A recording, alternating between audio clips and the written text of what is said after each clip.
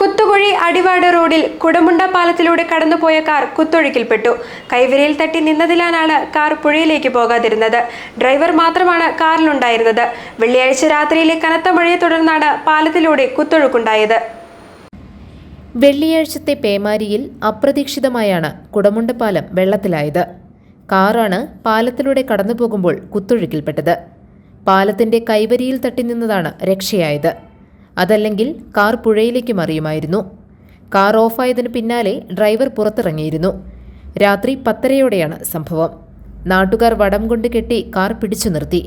പിന്നീട് ഫയർഫോഴ്സ് എത്തിയാണ് കരയിലെത്തിച്ചത്.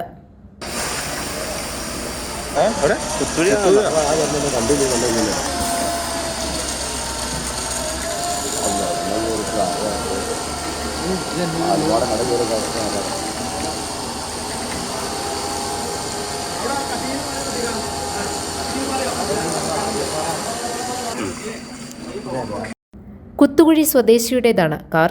ഡ്രൈവർ മാത്രമേ ഉണ്ടായിരുന്നുള്ളൂ. ആദ്യം പാലത്തിലൂടെ കടന്നുപോയപ്പോൾ പ്രശ്നമുണ്ടായിരുന്നില്ല. അടിവാട് ഭാഗത്തു നിന്ന് മടങ്ങുമ്പോഴാണ് അപകടം.